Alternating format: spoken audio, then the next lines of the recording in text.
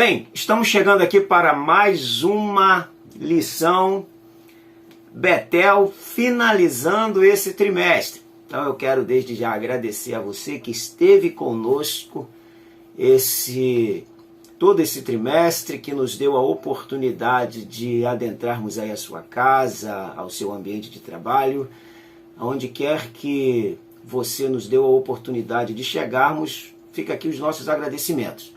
Rompemos aí com a graça de Deus mais essa etapa e estaremos na próxima semana dando uma nova etapa com a graça de Deus, se assim Deus nos permitir. Parabéns a você que se dedica ao ensino da palavra, que se dedica ao aprendizado, que se queima como uma vela para iluminar vidas, para abençoar vidas. Deus abençoe o seu ministério ricamente. Para concluir esse trimestre primeiro de 2022, nós temos um tema aí que é o plano divino prevalecerá.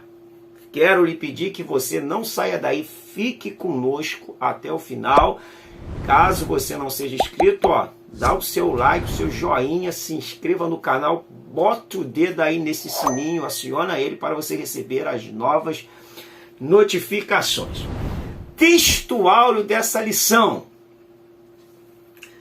O nome da cidade, desde aquele dia será O Senhor está ali. A verdade aplicada, o perfeito e maravilhoso, o perfeito e maravilhoso plano divino para o seu povo será cumprido, pois o Senhor é todo poderoso. Quais são os objetivos da lição? Mostrar as tentativas de destruir o povo de Deus, ressaltar acerca do plano divino e a escatologia e ensinar sobre a cidade. O Senhor está ali. Texto de referência a gente encontra em Apocalipse capítulo 21, versos 3 e 27 e o 22, verso 14.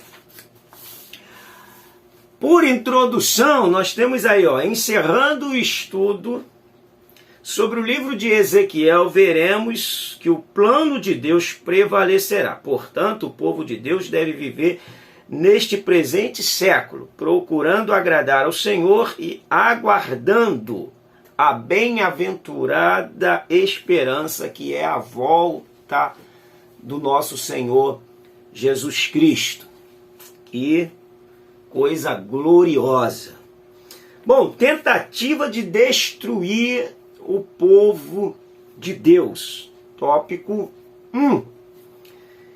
O capítulo 38 e o 39 de Ezequiel registram um conjunto de nações que invadirá a terra de Israel.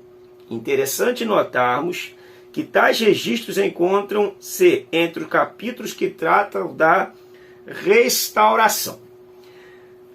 Eu quero fazer aqui uma observação a respeito desse assunto que nós estaremos abordando.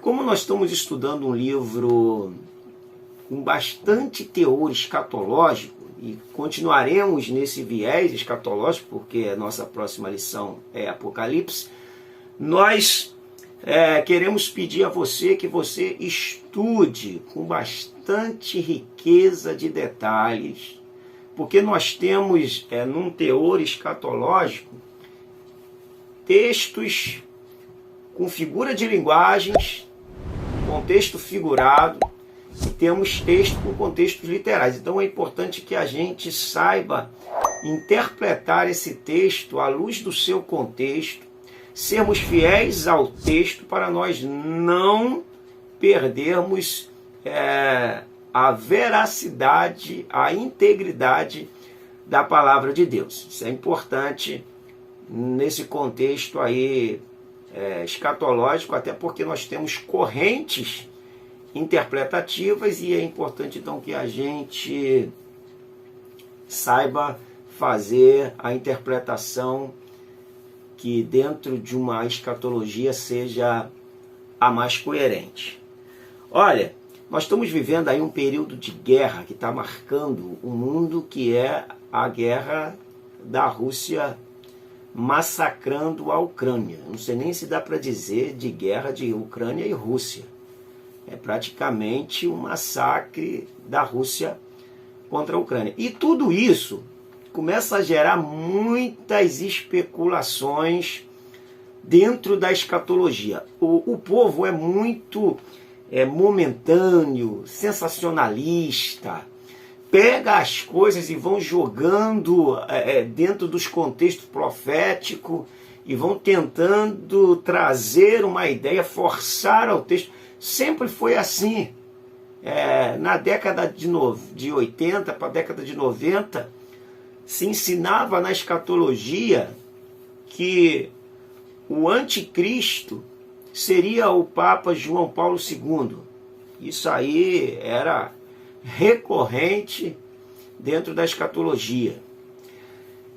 Depois começaram também a trazer a ideia de que o Saddam Hussein seria o homem que teve todo um projeto de implantar a Babilônia, de reconstruir a Babilônia. Foi lançado um livro, A Reconstrução da Babilônia. Ele já tinha todo o custo que levaria, e aí encaixaram Saddam Hussein com o Apocalipse ali 17, que fala da grande Babilônia, e Saddam Hussein morreu, o Papa João Paulo II também veio a morrer. Então a gente vive muito desses momentos. Então eu quero que você atente muito para que esses viés momentâneos, porque você ouve um, ouve outro, e eles estão ali falando sobre isso, daquilo que é momento, e acaba às vezes incutindo no texto aquilo que não tem nada a ver com o texto. Então, presta atenção, cuidado, não embarque nessas ilusões escatológicas de momento. Tenha muita sensatez, muita lucidez, para você não ser mais um que vai apregoar uma coisa que amanhã não é uma verdade. Então, isso aí foi recorrente, e hoje passou os anos, essas pessoas se foram, e ficou tudo provado como que não era verdade. Até Bill Clinton, presidente dos Estados Unidos, chegou a ser acusado de que seria o anticristo. Mas são coisas humanas, escatológicas.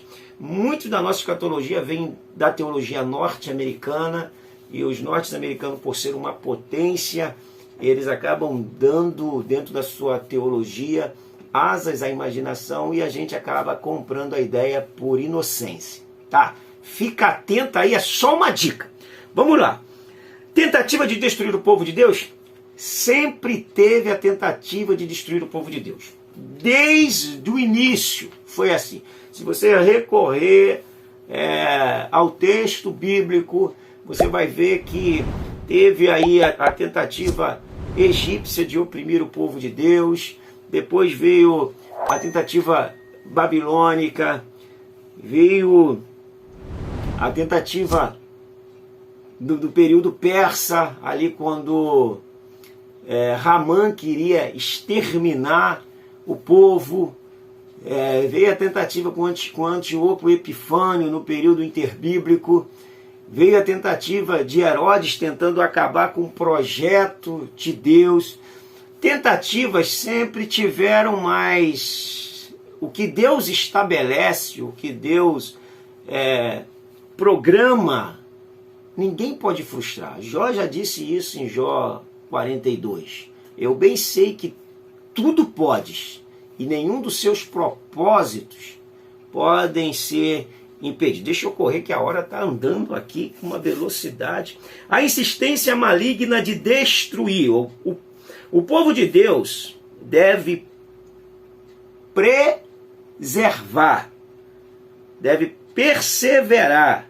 O povo de Deus deve perseverar confiante no Senhor, sabendo que as intenções malignas não prevalecem contra os planos de Deus, que sempre triunfarão. Podem se levantar contra o povo de Deus? Podem se levantar. O que vai prevalecer é o plano de Deus. Se nós, o povo de Deus, estiver dentro do plano de Deus e vier a ser abatido, com certeza esse abatimento foi plano de Deus para que outros aprendam e entendam as coisas de Deus. Então, nós vamos dizer que o povo de Deus sempre vai prevalecer, mas muitas das vezes uma derrota do povo de Deus está dentro do trajeto de Deus, e nessa derrota está havendo um prevalecimento da vontade e da soberania de Deus. A gente precisa entender esse contexto. A profecia contra Gog. Esse aqui é um assunto bastante complicado.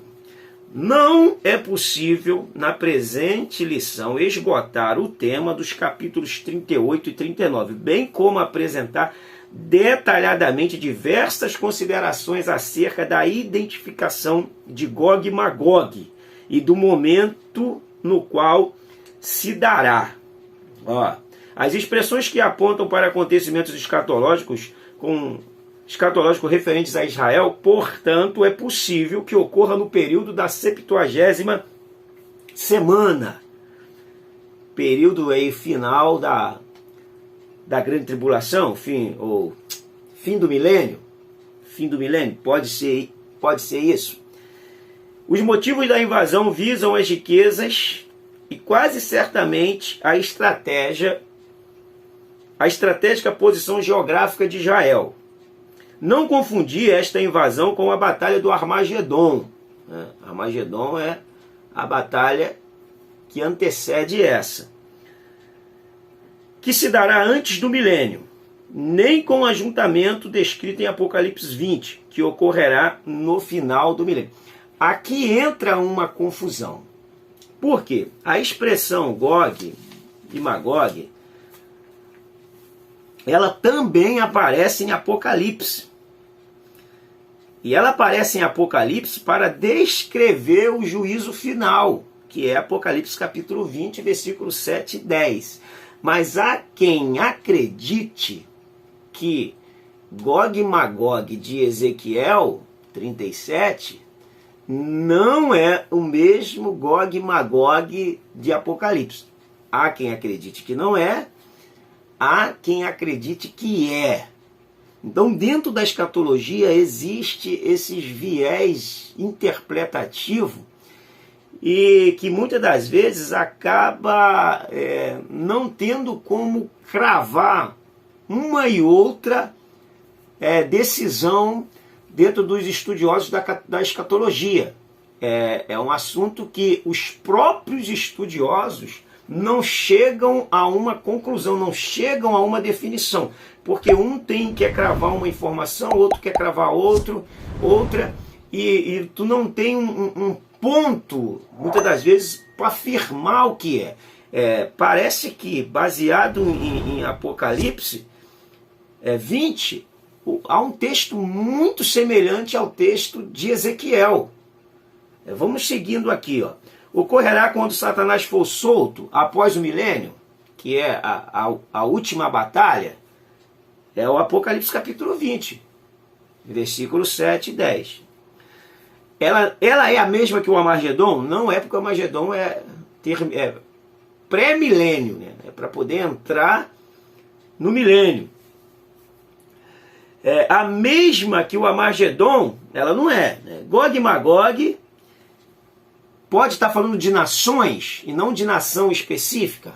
Gog e Magog pode estar falando de nações e não de nação específica, como se denominam aí alguns escatologia, inclusive tentando trazer uma temática para a Rússia. Ela pode ter uma ideia de nações que dos 4 cantos da terra. Pode ser uma definição para nações dos 4 cantos da terra.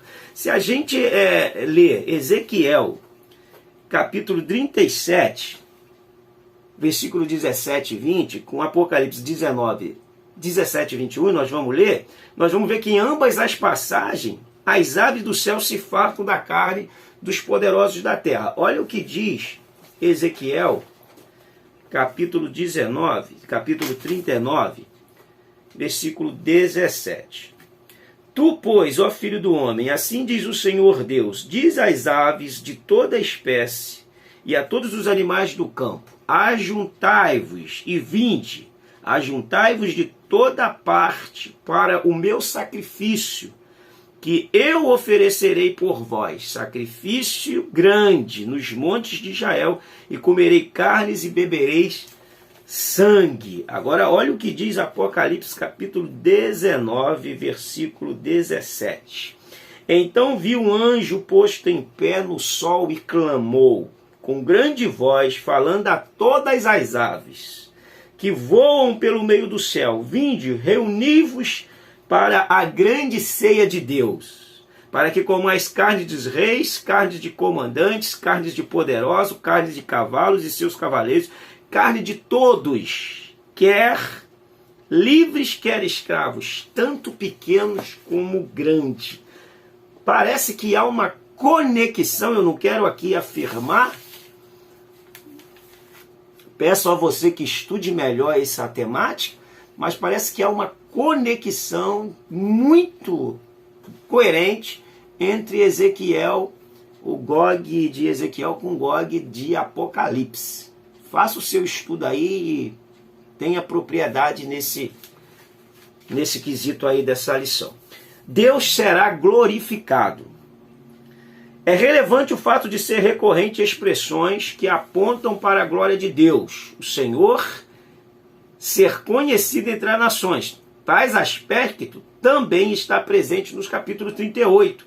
Interessante notarmos que outro resultado de Deus permitir os acontecimentos aqui estudados é que as nações conhecerão mais acerca do plano de Deus com o seu povo. Ou seja, é o cumprimento das profecias. É a manifestação da ira de Deus. É a revelação de Deus em juízo, aonde o próprio povo, o próprio nome do Senhor será exaltado e será glorificado. É um assunto de um viés escatológico, com grande discussão, mas que a gente vai ter que conhecê-los para poder dar uma coerência na hora da fala, sem cravar muitas das vezes uma posição, porque escatologia é algo extremamente complexo. Estuda uma e outra visão para você ver como é que se divergem dentro da escatologia os estudiosos. O 2.1 diz o plano divino e a escatologia. O livro do profeta Ezequiel nos faz entender que o plano divino para o seu povo vai além daquele momento de cativeiro e disciplina. Lembremos que Ezequiel exerceu seu ministério profético no meio dos cativos, para pessoas que talvez estivessem interessadas em ouvir somente o que Deus iria fazer em seus dias. Porém, o Senhor Deus o comissionou para anunciar a mensagem divina, independente do povo estar disposto a ouvir e obedecer ou não. Deus falou para Ezequiel, ó, fala. Se quiser ouvir, ouçam. Se não quiser ouvir, fale. É casa rebelde. Fale. Abra sua boca e fale. Essa foi a ordem de Deus. Ele comissionou para uma mensagem divina, independente do povo estar disposto ou não a ouvir. Essa é a comissão dada ao povo de Deus, que deve ser cumprida. Hoje, infelizmente,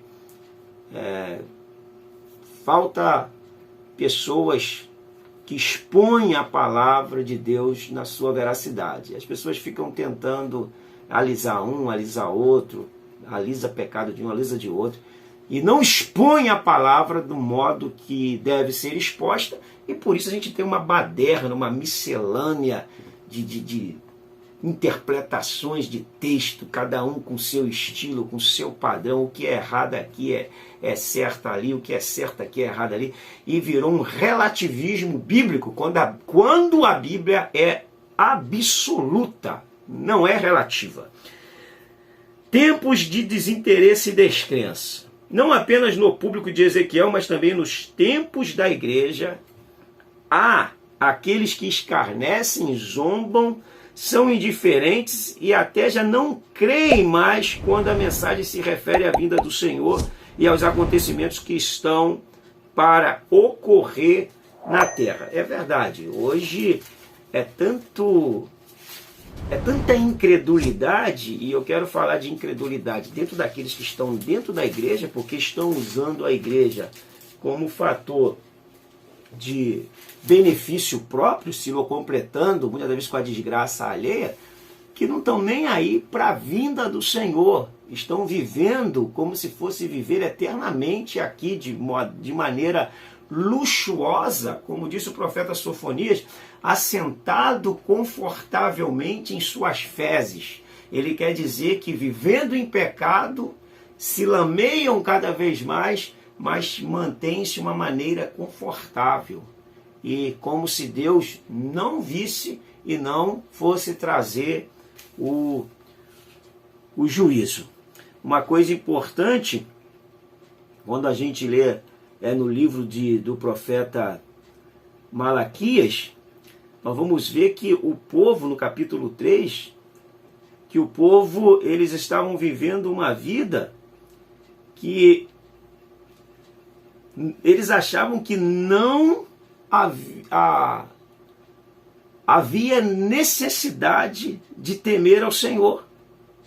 Não havia necessidade de temer ao Senhor e que eles poderiam viver a própria vida deles, porque os ímpios viviam bem e os ímpios viviam prosperando. Olha a condição que a gente vê aqui a partir do capítulo 3, versículo 13, quando vai falar da diferença entre o justo e o ímpio.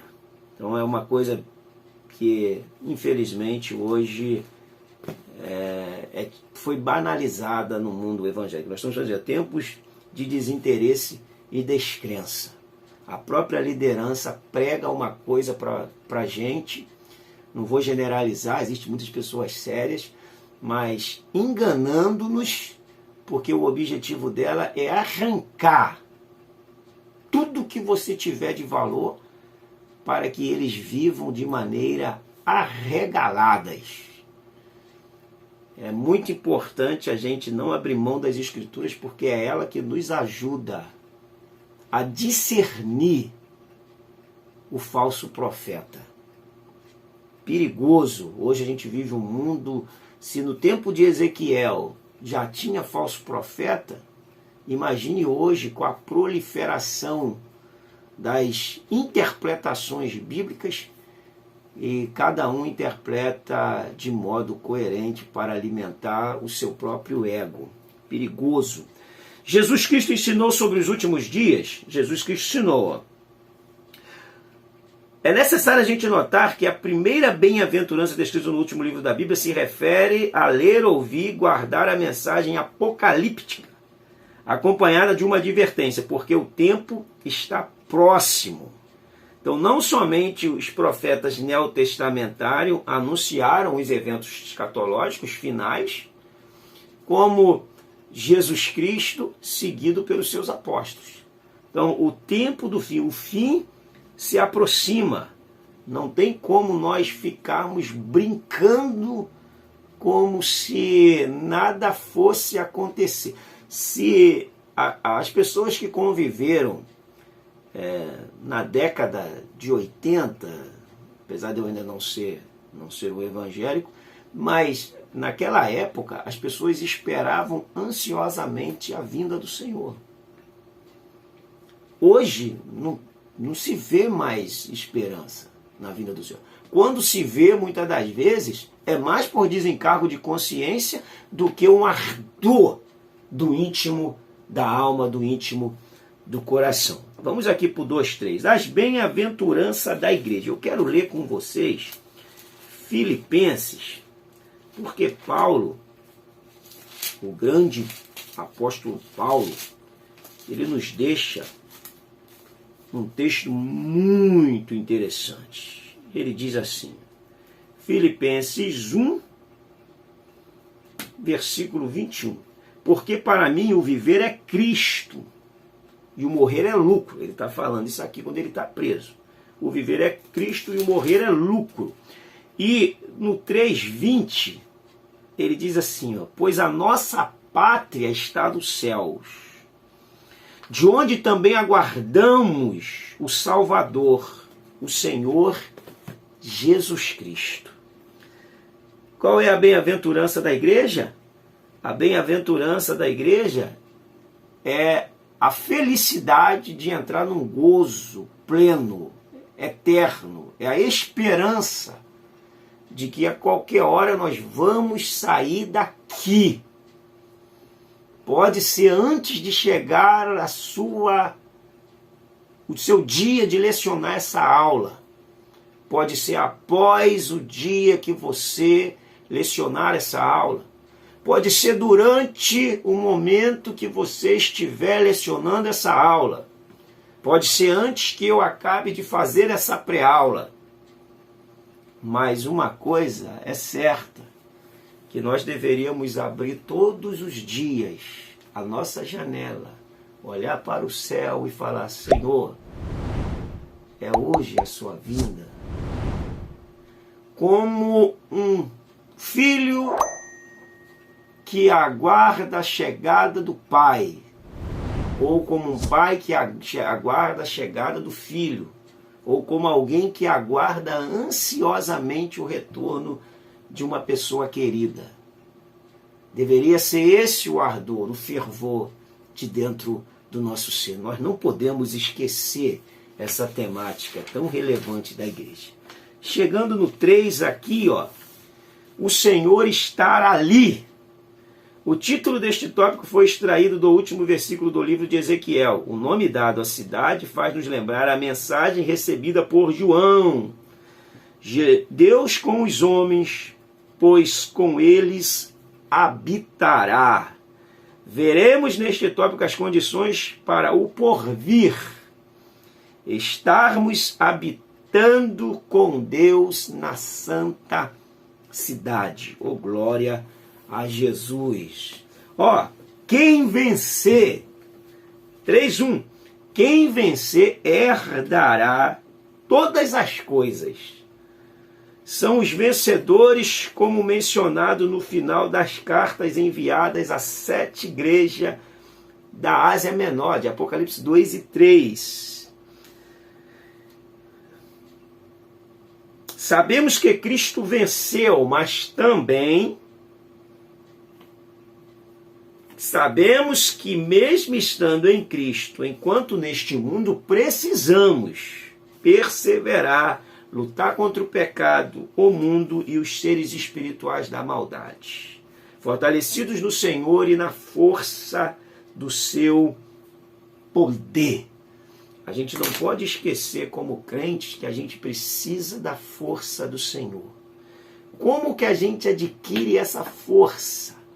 A gente adquire essa força quando a gente se dedica ao estudo da palavra, quando a gente se dedica à oração, quando a gente se dedica à consagração das nossas vidas, quando a gente se dedica a um bom culto, a cultuarmos a Deus coletivamente, aonde tem um culto agradável ao Senhor, que é um culto racional, onde a palavra é ministrada, onde o louvor é ministrado com intrepidez, com ousadias, com pessoas ungidas, com pessoas consagradas, e não com pessoas com performances de excelência, onde mexe com a nossa emoção, mas não mexe com o nosso espírito, onde alimenta o nosso ego, mas não alimenta o nosso espírito. Não é de ego alimentado que nós precisamos. Deus não alimenta ego de ninguém. Deus alimenta espírito. Deus alimenta homem interior, homem espiritual. Quem alimenta ego é homem. Então, todo cuidado, porque nós vivemos de uma grande safra de pregadores, pregadoras, professores que estão aí para alimentar ego e não para alimentar o teu espírito. Busque a Deus e peça direção a Deus. O 3:2 fala sobre santificação. Para o povo cativo, antes da revelação sobre a restauração do templo e a nova cidade, primeiro o Senhor fala sobre a obra da purificação. Também encontramos em Apocalipse que não entrará na nova Jerusalém impureza. Tem uns textos de referência aqui de excelência. Eu não vou ler para nós ganharmos tempo, mas no céu não entra pecado. No céu não. Tinha um pastor, o saudoso pastor Alice, é claro que de modo figurado, ilustrativo, para falar do caminho estreito. Ele dizia sempre assim: o caminho do céu é tão estreito que Jesus morreu pendurado na cruz, com seus pés cravados um em cima do outro. É uma ilustração, quero que você me entenda. Mas o caminho do céu é estreito. O caminho estreito fala de padrão de vida. Caminho estreito fala de conduta. Caminho estreito fala de estilo de vida, que não é uma vida que você vive de qualquer maneira. Infelizmente, banalizaram o caminho estreito e vive-se de qualquer maneira em nome de Deus. Leia a Bíblia, não viva como, de repente, alguns ensinamentos que você está recebendo. Viva como Deus te ensinou a viver quando nós estamos lendo a palavra do Senhor. O 3:3 diz: viver de acordo com a palavra de Deus. Acabei de falar isso, hein? Não foi por falta de aviso que o povo de Israel foi levado cativo e o templo destruído. A palavra de Deus tinha sido enviada, contudo, o povo zombou e desprezou as mensagens dos profetas enviadas por Deus. Até hoje o povo despreza, só que o problema está tão agudo que dentro dos próprios templos, grandes parte ainda despreza a palavra do Senhor porque quer ouvir palavra de homens. Desprezam a palavra do Senhor porque querem ouvir palavra que massageia o ego e que alimenta o ego. Infelizmente, vamos viver de acordo com a palavra. Se você viver de acordo com você, meu amigo, você está frito. Se nós vivermos de acordo com a gente, com o desejo do nosso coração, com a intenção do nosso coração, eu não sei nem onde a gente vai parar. Tenta trazer essa tônica para a sua turma, a consciência da natureza pecaminosa que carregamos e que temos cada vez mais senso dessa natureza quando estamos perto de Deus. Quanto mais perto de Deus, mais senso da natureza fédida que temos.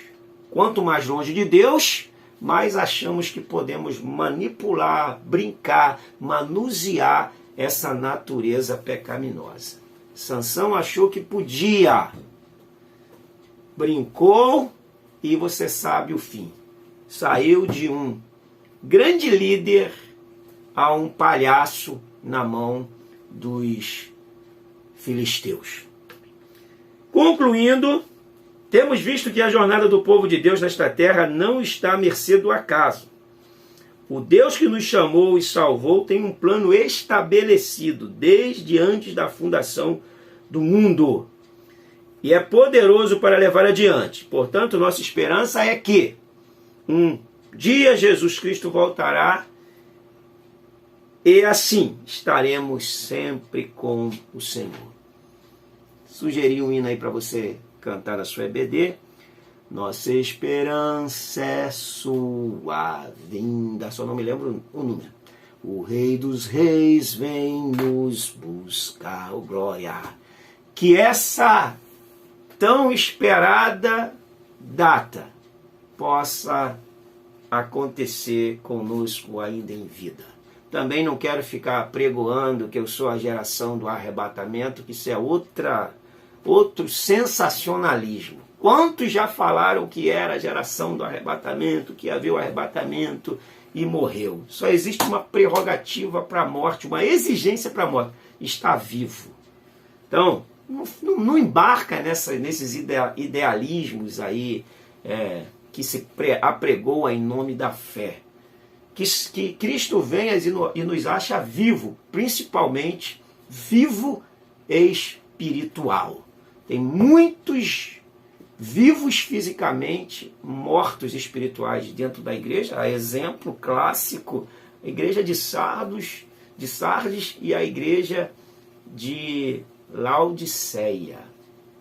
Fica aqui a dica. Nós estamos encerrando com muita gratidão no coração essa temática de hoje, encerrando esse trimestre para a glória do nome de nosso Senhor. Um grande abraço, que Deus abençoe e te use poderosamente aí na aplicação dessa lição. Lembre sempre de extrair o texto prático para os seus alunos, porque é isso que traz a orientação para eles. Tá? Um grande abraço, fica com Deus. Beijo no coração. Ó, mandar um beijo do gordo, né? Beijo do gordo para vocês.